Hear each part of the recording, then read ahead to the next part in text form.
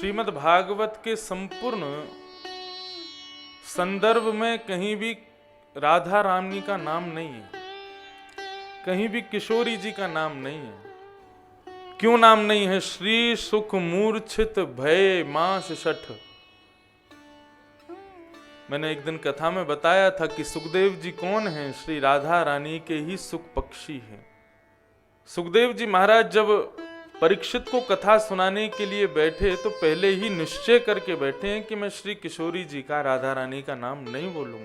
क्यों? क्योंकि राधा रानी का नाम लेते ही श्री सुख मूर्छित भय मास शठ, 6 महीने की समाधि में चले जाते हैं सुखदेव जी। और परीक्षित के पास केवल 7 दिन शेष हैं। यदि मैंने राधा नाम का उच्चारण किया और कहीं मेरी 6 महीना की समाधि लग गई तो फिर ये परीक्षित बेचारा अपनी मुक्ति का उपाय कैसे खोजेगा, कैसे करेगा? इसलिए संपूर्ण भागवत में श्री राधा रानी का नाम संकेत मात्र से श्री के भाव से है। तो श्री यानी कि राधा, राधा यानी कि प्रेम, और मद कहते हैं भंडार को, मद कहते हैं अत्यंत समूह को। तो श्री यानी राधा, राधा यानी कि प्रेम, प्रेम का मद यानी कि प्रेम का भंडार। श्री लक्ष्मी को भी कहा जाता है। तो लक्ष्मी यानी कि वैभव और मद यानी भंडार यानी वैभव का भंडार। कौन सा वैभव? भगवान एवं भक्तों के सुंदर कथा रूपी वैभव का भंडार श्री मद। और श्री सरस्वती को भी कहते हैं। तो श्री यानी सरस्वती, सरस्वती यानी ज्ञान, ज्ञान का मद यानी कि ज्ञान का भंडार श्री मद। और फिर भागवत, ये 4 शब्द। भा भारत भूषण भूत में तत् ग गम्यते विक्रमतस्तु विष्णु भागव वासुदेवस्य कृत प्रकाश तस्तारकः संसृति चक्रकूट। ये भागवत शब्द की व्याख्या है। भा भारत भूषण भूत में तत् मतलब हमारी भारत माता के बहुत सारे आभूषण हैं। क्या आभूषण है? गले का आभूषण श्रीमद् वाल्मीकि रामायण है, हाथों के आभूषण श्रीमद् भगवद गीता है, पैरों के आभूषण करधनी मतलब संपूर्ण भारत माता का श्रृंगार है। जितने भी ग्रंथ, पुराण, उपनिषद, वेद, शास्त्र हैं, ये सब हमारी भारत माता के आभूषण हैं। लेकिन भागवत क्या है? भा भारत भूषण भूत में तत्, उन आभूषणों में भी सर्वश्रेष्ठ आभूषण भागवत। मतलब कि एक सौभाग्यवती माता यदि खूब सारे गहने पहने, उसका सौभाग्य दर्शन गहनों से नहीं होगा, वो तो कुंवारी कन्या भी पहनती है। सौभाग्य दर्शन तो केवल मांग के सिंदूर से होता है। श्रीमद् भागवत क्या है? बोले भारत माता की मांग का सिंदूर है, ये भारत माता का सौभाग्य है। तो भा भारत भूषण भूत में तत् ग भाग भा भारत भूषण भूत में तत् गा गम्यते विक्रमतस्तु विष्णु। बोले भारत माता का आभूषण भागवत जो है ये करता क्या है? बोले विक्रमतस्तु विष्णु, भगवान विष्णु के सबसे सुंदर पराक्रमी जो स्वरूप है यानी कि श्री कृष्ण, उनकी स्तुति इसमें गाई गई है। विक्रमतस्तु विष्णु भागव, व से क्या बना? व वासुदेवस्य कृत प्रकाश। अन्य पुराणों में तो सबका प्रकाश किया गया, लेकिन जिस पुराण में केवल वासुदेव श्री कृष्ण को ही प्रकाशित रखा गया है, व वासुदेवस्य कृत प्रकाश। और त से क्या बना? बोले तस्तारकः संसृति चक्रकूटः, चलती चाकी देख के देत कबीरा रोए, दोए पाटन के बीच में साबुत बचाना कोई। लेकिन श्रीमद् भागवत क्या है? आप लोग कभी चक्की चलाते हुए देखें किसी को? हमारे घर में भी माताएं बहनें पहले चलाती थीं। तो कैसे चक्की चलाती थी? चक्की बीच में, एक तरफ माँ बैठ गई, दूसरी तरफ चाची बैठ गई। अब दोनों लेती थी ऐसे पकड़ के, फिर यहाँ तक फ्लो बना के देती, वहां से चाची यहाँ फ्लो बना के देती। तो ऐसे ऐसे चलता। तो हम बच्चे क्या करते थे? पकड़ पकड़ के मुट्ठियों में गेहूं बीच में डालते थे। ऐसे पिसाई होती थी। और दुनिया भर की निंदा स्तुति, पड़ोसन की निंदा, उसकी निंदा, ये सब चलती थी। हम बच्चे सब बैठ के सुनते थे, लेकिन अब नहीं चलता है। तो ये एक वेद शास्त्र की बात है। जब चाकी चलती है तो चक्की में साबुत बचा ना कोई साबुत नहीं बचता। लेकिन जब ऊपर का पाटा अलग किया जाता है पूरा आटा वहां से निकालने के लिए, तब आप देखेंगे नीचे वाले पाटे के बीच में एक लकड़ी का तंतु होता है, कुछ दाने उसके नीचे फंस करके बच जाते हैं। तो श्रीमद् भागवत क्या है? बोले संसार रूपी चक्की के बीच में जो वो लकड़ी का जो एक तंतु है, वो श्रीमद् भागवत है। जो इसकी छत्र छाया में, जो इसकी शरण में आ गया, वो इस चलती चाकी से बच जाएगा। तस्तारकः संसृति चक्रकूटः। प्रहलाद जी महाराज अपनी स्तुति में कहते हैं, भगवान ने कहा तुमको मेरे रूप से डर नहीं लगता? मैं नृसिंह बनकर के आया हूं, शेर के रूप में आया हूं, तुमको मुझसे डर नहीं लगता? तब श्री प्रहलाद जी महाराज कहते हैं, प्रभु डरे वो जो आपके मुख को देखे, मैं तो आपके चरणों को देख रहा हूं। मैं आपके मुखमंडल की ओर देख ही नहीं रहा हूं, मैं तो आपके चरणों को देख रहा हूं। और श्रीमद् भागवत ही सबसे सुंदर ठाकुर जी के चरण हैं। तो जो इनकी शरण में आया है वो संसृति चक्रकूटः तस्तारकः, वो इस संसार रूपी चक्की से, इसमें पिसने से बच जाता है। यह है भागवत। अब उसके बाद आया महापुराण। पुराण किसे कहते हैं? ये कोई किताब नहीं है, कोई ग्रंथ नहीं है, कोई पोथी नहीं है, कोई पुराण है। पुरा अपि नवम इति पुराणम। हजारों लाखों वर्ष पुरानी है श्रीमद् भागवत। तो पुरा मतलब बहुत पुरानी है, और न यानी कि नवम। लेकिन जितनी बार सुनोगे उतनी बार नई लगती है, इसलिए इसको कहा गया पुराण। किसी एक किताब को एक बार पढ़ लिया जाए, दोबारा पढ़ने में वो समान ही लगती है, लेकिन श्रीमद् भागवत ऐसी नहीं है, पुराण है। यानी और वो भी महापुराण है। आप जितनी बार कथा सुनोगे भागवत की, चाहे एक ही वक्ता से बार बार सुनो, लेकिन हर बार कुछ ना कुछ नवीनता की प्राप्ति होती है, इसलिए इसको पुराण कहा गया।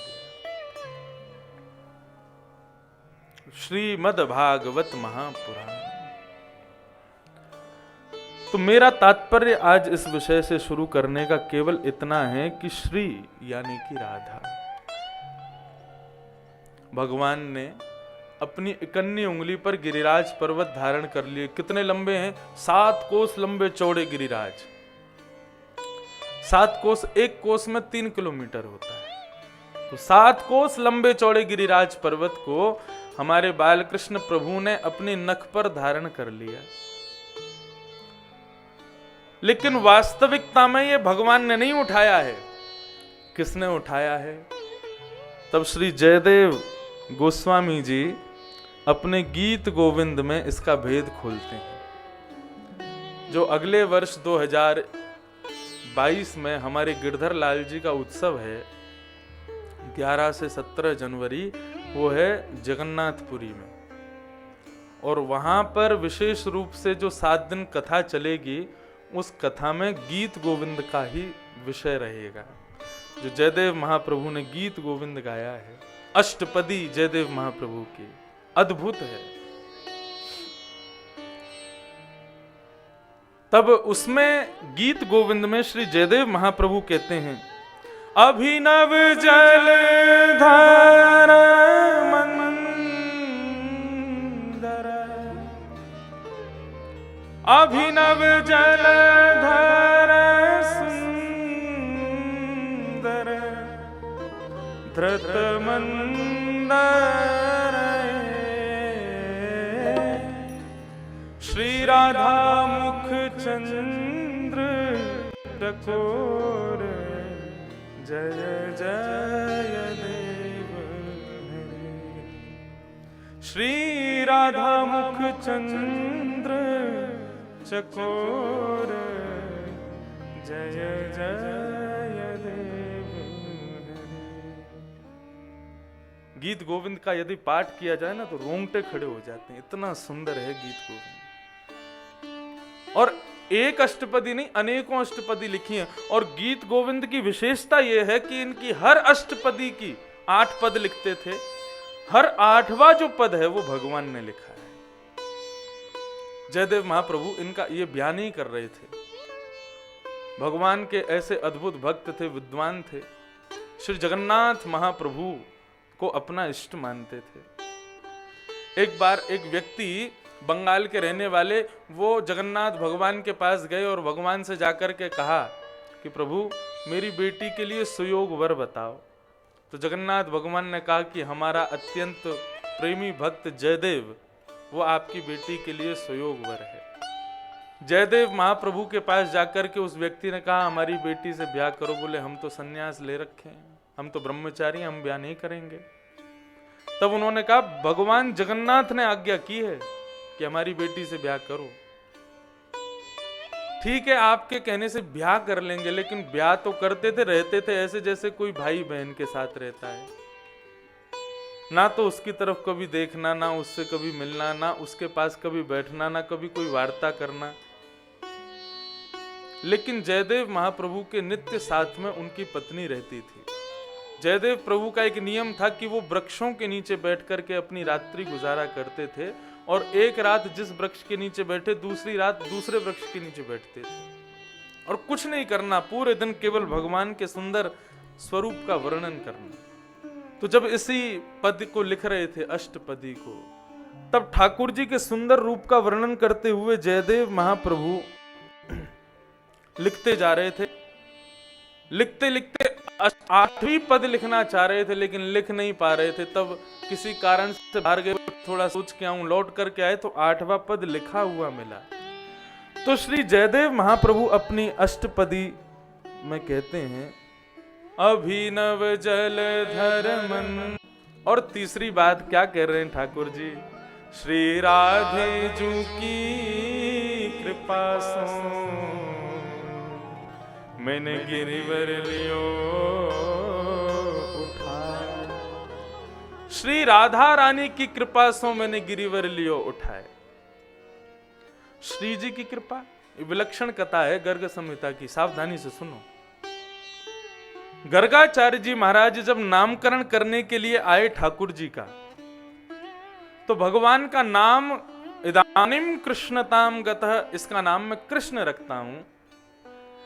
लेकिन तभी यशोदा मैया को बोल करके गई, मैया मेरी एक बात सुनो, तुम्हारो लाला जो है ना, ये नारायण के समान गुण वाला है। यदि कभी कोई विचित्र लीला करे, कोई ऐसी लीला करे जिस पर विश्वास की बड़ी विचित्र लीला हो और आपको लगे कि मेरे लाला की शक्ति कहीं छीण नहीं है जाए, तो वृषभानु नंदिनी, बरसाने के राजा वृषभानु जी, उनकी बेटी को ला करके या के सामने खड़ो कर दियो। वो या की शक्ति है, वो उनको देखते रहेगो तो या की शक्ति कभी छीण नहीं होगी। आज जब गिरिराज पर्वत धारण किए हैं ठाकुर जी ने, तो वृषभानु जी मिले। यशोदा मैया ने जाके कही, हे वृषभानु नंद, आपकी लाली राधा रानी कहाँ है? बोले हम खुद 4 दिना तक खोज रहे हैं, वाकई मिल ही नहीं रही है, कहाँ गई? यशोदा मैया तो व्याकुल है गई, चिंतित है गई, कहा करूं कहीं मेरे लाला को बल खत्म नहीं है जाए। दौड़ करके ठाकुर जी के पास आई। एक पर्वत की शिला पर ठाकुर जी खड़े हैं। यशोदा मैया कभी घी की मालिश चरणन में कर रही है, कभी लाला को बार बार कोई औषधि को पान करावे, कभी दुग्ध को पान करावे, लाला की शक्ति छीण नहीं है जाए। लेकिन मैया टकटकी लगा के देखा कि लाला की उंगली बिल्कुल सीधी, वहां में नेक भी मतलब जैसे कोई थकान के कारण टेढ़ी मेढ़ी है जाए या नेक थक के थोड़ी ढीली है जाए, ऐसा नहीं, बिल्कुल ऐसे खड़े जैसे मानो बल ही नहीं पड़ रहा। यशोदा मैया बोली, मेरो नेक सो लाला और इतनो बड़ो पर्वत उठाए रखो, याने कहीं ऐसा तो ना है छुप करके किशोरी जी ही या को बल बढ़ा रही हैं। तभी यशोदा मैया ने पीछे जाकर के देखी तो जा शिला पर ठाकुर जी खड़े, वा शिला के पीछे श्री किशोरी जी, श्री राधा रानी अपनी भ्रगुटी टेढ़ी करके खड़ी हैं और उनके नेत्रों से एक दिव्य तेज निकल रहा है, जिस तेज पर गिरिराज जी टिक रहे हैं। ठाकुर जी तो केवल नाटक कर रहे हैं, दिखा रहे हैं कि मैंने उठा रखे हैं, वास्तव में गिरिराज पर्वत तो हमारी श्री किशोरी जी ने उठाए हैं। श्री राधा रानी ने उठाए। राधा मुख चंद्र चकोर, जय जय देव हरे।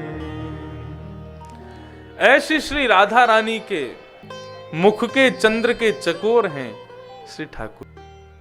श्रीनाथ जी, उनका दर्शन कभी आप करो तो उनकी छवि कैसी है? बाम भुजा ऊपर की ओर और दाहिनी भुजा अपनी कमर पर लिए और नीचे नजर किए ठाकुर जी सीधे खड़े हैं। ये गिरधर स्वरूप है, गिरिराज धरण का ही स्वरूप है। ये स्वरूप का प्रादुर्भाव कहां से हुआ है? ये स्वरूप प्रकट कहां से हुआ? कल हमारे गिरधर लाल जी मंच पर विराज रहे थे, उनका वो भी श्रीनाथ जी हैं। सावधानी से सुनना, शायद आपने ये कथा कभी नहीं सुनी है। 7 दिन 7 रात्रि पर्यंत गिरिराज पर्वत धारण करके रखे श्री ठाकुर जी ने। सब ब्रजवासी थक हार के सोए भी हैं, लेकिन यशोदा मैया एक क्षण के लिए भी कन्हैया को छोड़ करके नहीं गई। लाला के मुखमंडल की ओर देखती है, लाला के सुंदर भुजा की ओर देखती है, लाला के चरणों की ओर देखती है और बार बार मन में विचार करती है कहीं मेरे लाला को बल छीन ना आ जाए। यशोदा मैया को बार बार मन में अंदर से यह भाव उत्पन्न होता है कहीं मेरो लाला भगवान तो ना है, कहीं मेरो लाला ईश्वर तो ना है।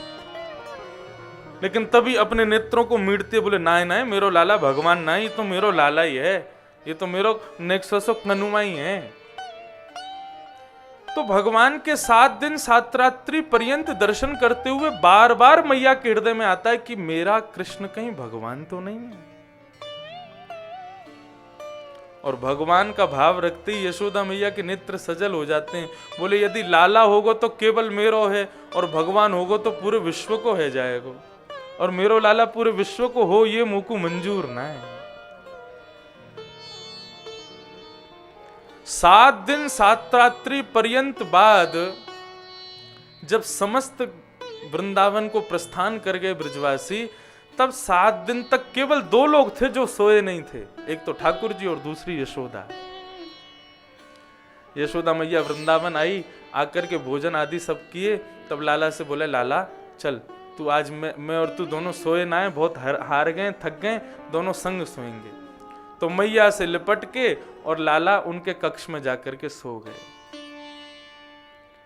तब जैसे मैया ने अपने नेत्र बंद किए तो नेत्र बंद करते ही ठाकुर जी का वही स्वरूप दिखाई दे रहा है। गिरिराज पर्वत धारण किए हैं और कभी उनमें से दिव्य तेज निकल रहा है, कभी उन्हीं से सृष्टि हो रही है, कभी वही परब्रह्म है, ब्रह्मादि देवता सब उनको प्रणाम कर रहे हैं, और कभी लगता है कि वही ग्वालाओं को गाय वायों को चराते हैं, वही ग्वाला हैं, वही ब्रज के नंदन हैं, वही नन्हे से बाल कृष्ण हैं।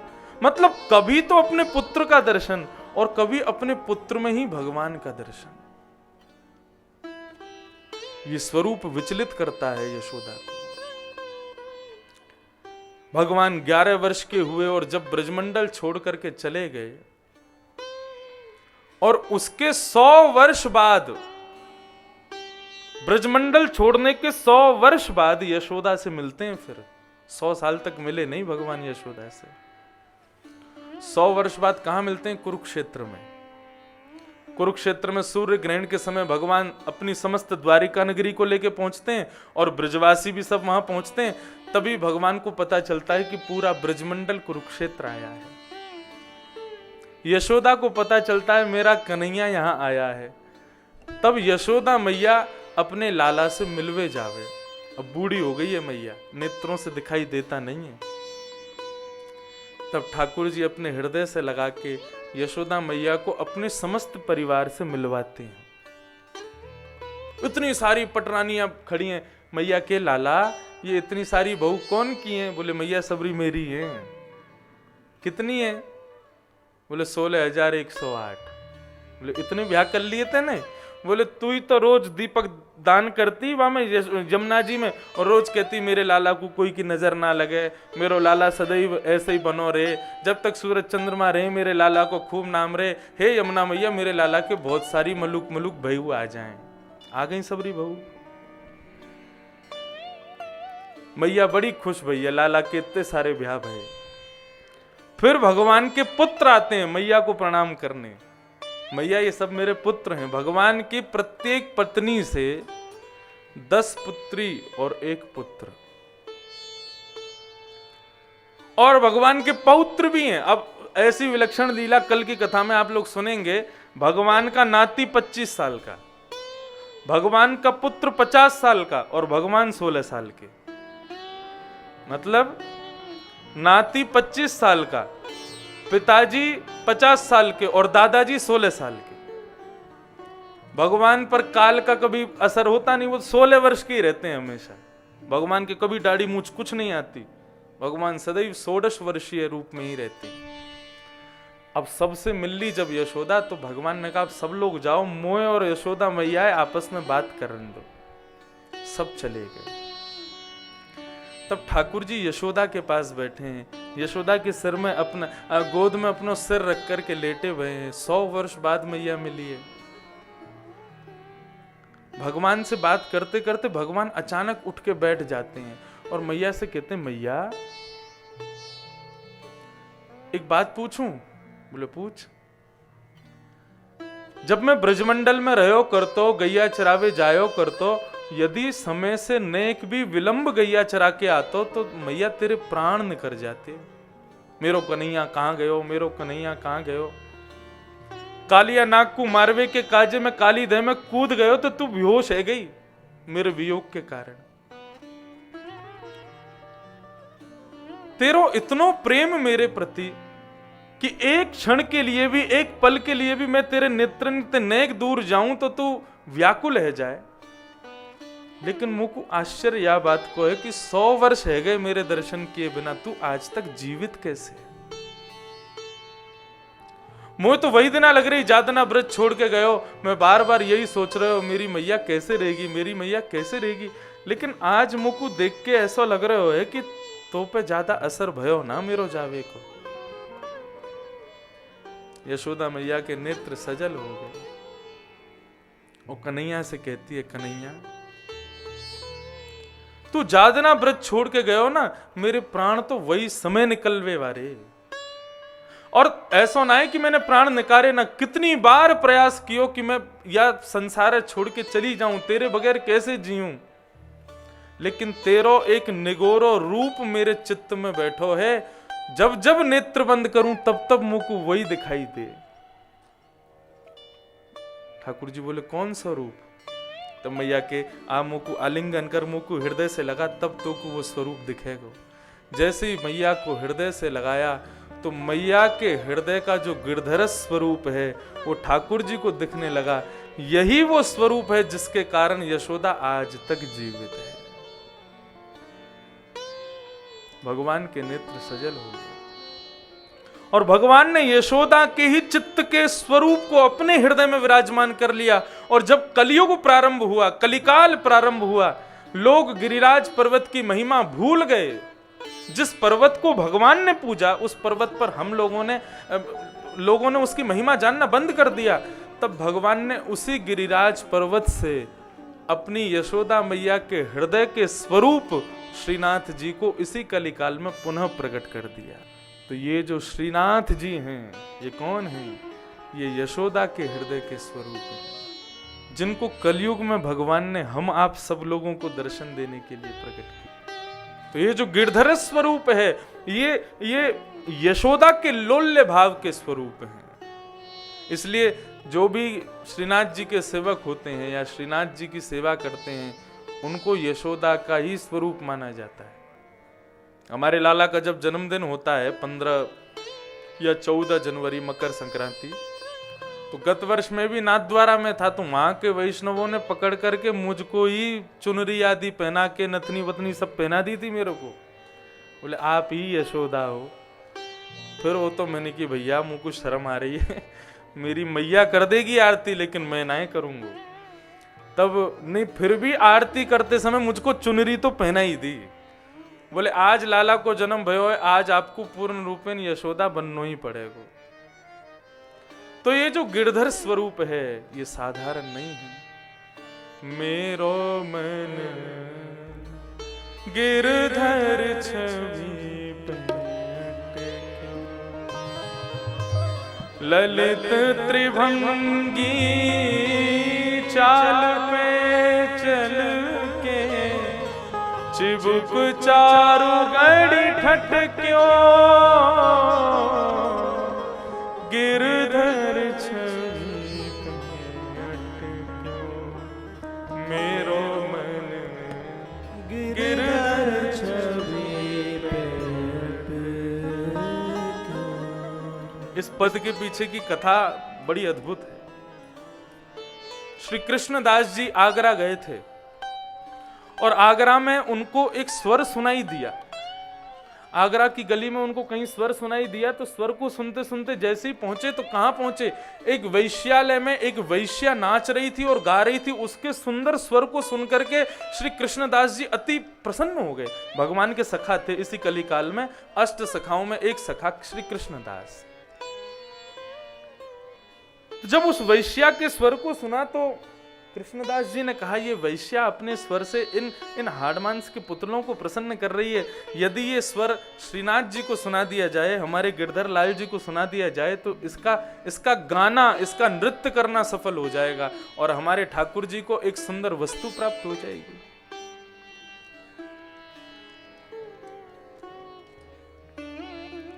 वैश्या के पास कृष्णदास जी गए और कृष्णदास जी ने जाकर के कहा, सुनो। वैश्या ने कहा, कहिए। बोले, हमारे सेठ के सामने नाचोगी, वहां गाओगी? उसने कहा, कितना धन मिलेगा? बोले, 100 रुपया तो अभी रखो। अब उस समय में 100 रुपये बहुत होते थे। 100 रुपया अभी रखो, बाकी हमारे सेठ जी दे देंगे। वैश्या बोली, जो 100 रुपया तो केवल पहले ही दे रहा है, तो बाद में ना जाने कितने देगा। उसने कहा, कब चलना है? बोले, कल भोर में यहाँ से बैलगाड़ी में बैठ करके हमारे जो सेठ जी हैं वो गोवर्धन में विराजते हैं। बोले, अच्छा ठीक है। अब तो वो श्रृंगार आदि करके सज धज के बिल्कुल बढ़िया सुंदर बन करके और बैलगाड़ी में बैठ करके कृष्णदास जी के साथ गोवर्धन पहुंच गए। बार बार अपना मुखमंडल देखें आईने में, मैं सुंदर तो लग रही हूँ, इनके सेठ को ऐसा नाच के दिखाऊंगी, ऐसा गा के सुनाऊंगी कि मोहित हो जाएगा मेरे स्वरूप पर, इतनी धन की वर्षा करेगा, ये वो ना जाने क्या क्या सोचने लगी। कृष्णदास जी ने उसको श्रीनाथ जी के गोवर्धन में जब विराजते थे उस मंदिर में ले जाके खड़ा कर दिया। ठाकुर जी राजभोग अरोग रहे थे, पर्दा आया हुआ था, और उसको क्या पता थी सेठ जी कौन है। कृष्णदास जी एक कोने में खड़े हैं और उस वैश्या की ओर देख करके मुस्कुरा रहे हैं। बोले, आज तेरे भाग्य खुल जाएंगे, आज तेरे सुंदर कंठ और तेरा सुंदर नृत्य सफल हो जाएगा। बार बार अपने आप को संवारती साजती वो वैश्या कभी धुन अलापती है, कभी कोई राग सोचती है, क्या सुनाऊं, कैसा सुनाऊं, ये सुनाऊंगी, ये सुनाऊंगी। इतने में ही गोसाई जी ने आकर के जैसे ही पर्दा खोला है और पर्दा खोलते ही गिरधर छवि को उसने देखा है। एक भुजा ऊपर है, दूसरी भुजा कमर पर है, नीचे तिरछी नजर। ऐसे सुकोमल ठाकुर जी के मुखमंडल को देख करके वो वैश्या देखती रह गई और देखते देखते देखते देखते ना जाने उसके हृदय में क्या हुआ, रुदन करने लगी। कृष्णदास उसको पीछे से कहते हैं, बोले, कुछ गाओ, कुछ नाचो, कुछ करके तो दिखाओ।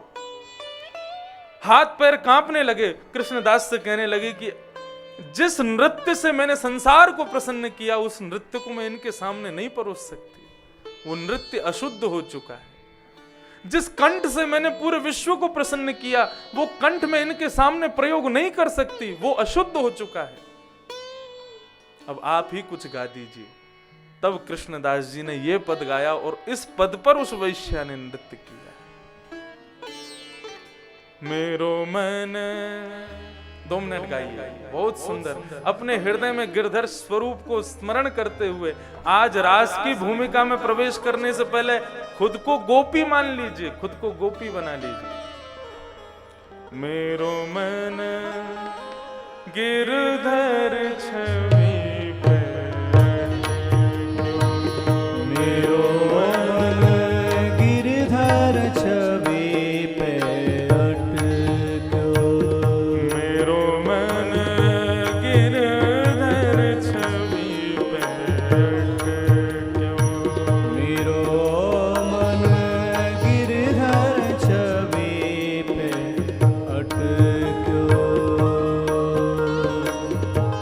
ललित त्रिभंगी चाल पे चल के, ललित त्रिभंगी चाल पे चल के, ललित त्रिभंगी चाल पे चल के, ललित त्रिभंगी चाल पे चल के, चिबुक चारु गणि ठट क्यों,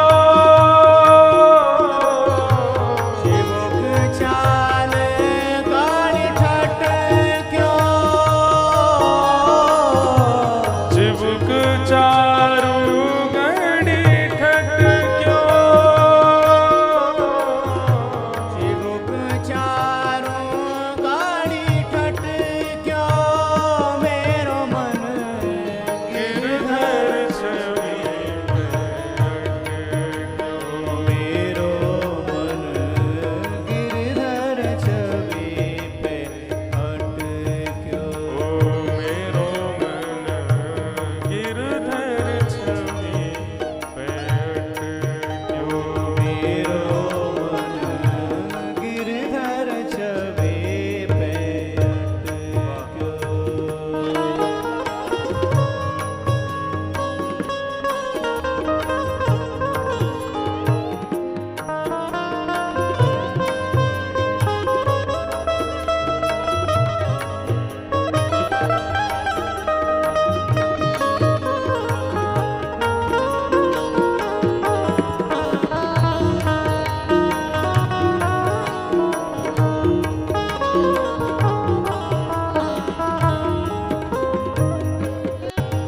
मुझसे कई बार कई कथाओं में लोग पूछते हैं आपको श्रीनाथ जी जो आपकी सेवा में हैं कहाँ से मिले, और कई लोग तो ये भी बोल देते हैं कितने रुपए के मिले।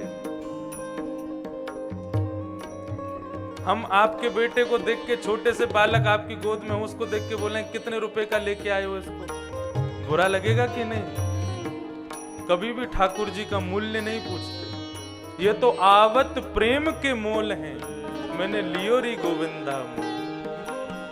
आपके हृदय के, आप किसी मंदिर के, आप वृंदावन गए और वृंदावन में बिहारी जी का दर्शन करने जा रहे हो, तभी आपके हृदय में इच्छा हो कि मैं एक लड्डू गोपाल यहाँ से ले जाऊं, और किसी दुकान पर जाकर के लड्डू गोपाल को आप खरीद लो, तो ये मत सोचना आपने खरीदा है, वो लड्डू गोपाल ने आपको खरीदा है, उन्होंने आपका चयन किया है। आप अपना मूल्य देकर के आए हो, उनको मूल्य से खरीद के नहीं लाए हो। बंधुओं, सो ही सुहागन प्रिय जाहि रीझें, वो जिससे रीझ जाते हैं उसकी सेवा पाने के लिए उसके घर अपने आप पहुंच जाते हैं। और वही भाव ये वैश्या कह रही है। कृष्णदास जी उस वैश्या के मुखमंडल को पढ़ करके गा रहे हैं, उसके मन की जो भावना उसको गा रहे हैं। वैश्या क्या कह रही है? ओ सजल श्याम घन वरण लीन है, सजल श्याम घन वरण लीन है, सजल श्याम घन वरण लीन है, सजल श्याम घन वरण लीन है। जिसका चयन, जिसका वर्ण श्रीनाथ जी ने कर लिया, जिसका वर्ण ठाकुर जी ने कर लिया, जिसको उन्होंने चुन लिया, वैश्या कह रही है फिर उसका मन फिर किसी और में कभी नहीं लग सकता, किसी और जगह पर भटक ही नहीं सकता। ठाकुर जी घर पर सेवा करवा रहे हैं, उसके बाद भी और किसी में रुचि है तो अभी तक सोच लेना ठाकुर जी ने आपका चयन किया नहीं है। यदि ठाकुर जी ने चयन कर लिया तो उनके अलावा किसी और में मन लगेगा ही नहीं। सजल श्याम घन वरण लीन है, सजल श्याम घन वरण लीन है। फिर चित अनंत न भटक्यो,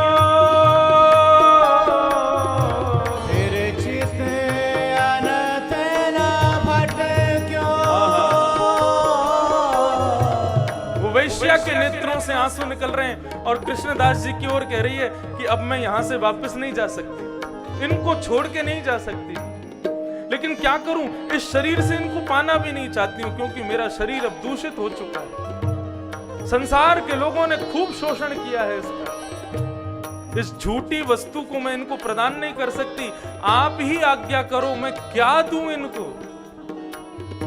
कृष्णदास जी स्थिर हो गए और सोचने लगे, अब जो मैं कहने वाला हूं वो तुझे कर ही देना चाहिए। वैश्या ने कहा, कह दीजिए आप। और कृष्णदास जी कह रहे हैं,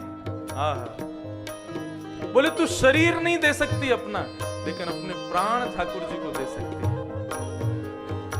नृत्य करते करते कृष्णदास जी ने जब गाया है, कृष्णदास किए प्राण न्योछावर, कृष्णदास किए प्राण न्योछावर, कृष्णदास किए प्राण न्योछावर, कृष्णदास किए प्राण न्योछावर, कृष्णदास किए प्राण न्योछावर, कृष्णदास किए प्राण न्योछावर, यह तन जग सरपट क्यों, ये तन जग सरपट क्यों, मेरो मन वैश्या ठाकुर जी के सामने नृत्य कर रही है। तभी कृष्णदास जी की ओर देख करके कहती है कि मैं शरीर इनको नहीं दे सकती तो क्या दूं। कृष्णदास जी बोले, कृष्णदास किए प्राण न्योछावर, अपने प्राण दे दो।